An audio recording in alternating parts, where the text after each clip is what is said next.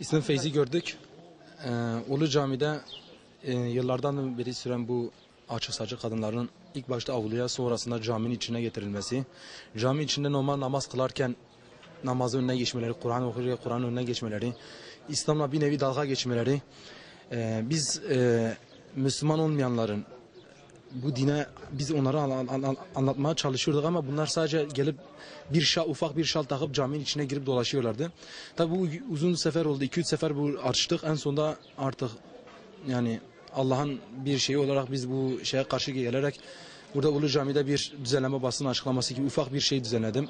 Kağıdı okudum, elimdeki yazdığım düşüncelerimi insanlara belirttim. İslam'ın bize gerektiği gibi yaşamamızı, Allah'ın gazabını artıracağını bir şekilde yapmamamızı, İslam bunu gerektirmiyor. İslam'ın ne şekilde sadece namaz, oruçta gelip buraya oturmakla İslam olmadığını, İslam'ın bize her şeyi belirttiğini burada açıkladım.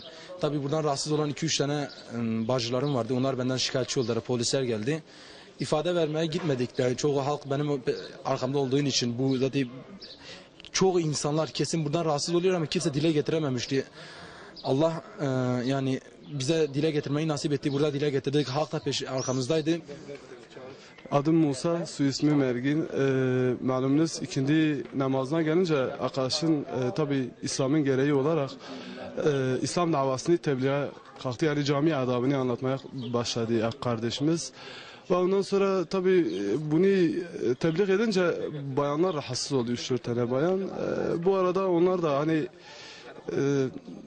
camiye yani anlatılan o tebliğe karşı arkadaşa saldırmaya başladı. Hani polis geldikten sonra arkadaşı sahipsiz gördüler. Haliyle polisler de gelip onun koluna takıldı. İşte seni bir daha bu caminin burasında görmeyeceğiz. Sen ne dedin? Yani bayan senden şikayetçidir falan. Ve Allah razı olsun cemaate tabi kardeşimiz hep ayet hadisle konuştuğu için cemaate destek verdi ve camiye yani karakola götürdüler arkadaşı. Fakat daha sonra bayan çok kalabalığı görünce hani tabiri caizse şeytan sen kendi davana sahip çık. Onun sahibi yoktur. Misali kendisine vesvese geldi ve daha sonra kardeşimiz yani cemaat de kendisinin yanına görünce bayan tek başına olduğunu anladı ve kaçmaya başladı. Yani gitti.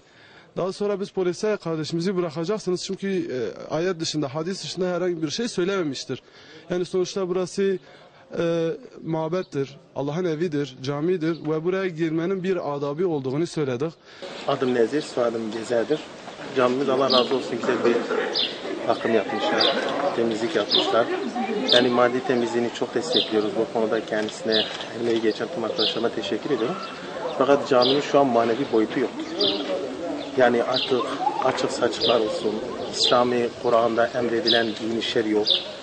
Bir de cami cemaatimizde duyarlı kardeşlerimiz, mesela benim gibi biraz daha bu konuda biraz bilgi olan din kültür öğretmenim aynı zamanda. Açıklar uyardığım zaman şöyle cevap veriyorlar. Sizi ilgilendirmiyor veya burada bir yazı falan olsaydı biz o yazıya göre uyarız diyorlar. Yani biz kendilerine Kur'an'dan ayetler olduğunu, camimizin bir manevi değeri olduğunu, sahabeler buraya gelmiş, büyük sahabeler gelmiş. Caminin içeri girdiğimiz zaman biraz kurala uyması hakkında sorduğumuz zaman bize tepki gösteriyorlar. Ki bu tepki son zamanlarda biraz daha çoğaldı. Özellikle dışarıdan gelen Batı tarafından olsun, gelen kardeşlerimiz daha duyarsızdılar. Çünkü dışarıdan gelen bu turistlere sorduğumuz zaman kapansanız, dinimizde İngilizce soruyoruz bazen. Diyoruz kapanma emri var, bize saygı gösteriyorlar. Fakat özellikle bu dışarıdan gelen kardeşlerimiz veya buradaki bulunan kişilere sorduğumuz zaman sizi ilgilendirmiyor. Veya aile büyüklerimiz bunu bize söylemediği halde siz kim oluyorsunuz, söylüyorsunuz diyerek bize tepki gösteriyor. Bu konuda biz çok rahatsızız. Navim Niyazi'ye, Suadim Kaşan'a hiç kimseden korkmuyorum. Allah'tan hariç hiç kimseden korkumuz yok. Bu Allah nevidir. Allah nevine canımızı feda ediyoruz. O kadar. Başka bir şey diyemiyorum. Herkesi sesleniyoruz. Dinimiz için ama kamçkatı natırsın. Biz ne kadar peygamber efendim. Camskettir. Seri kamil bu şeriatı bu hatır Resulü kadar. Kimseden korkumuz yoktur. O kadar.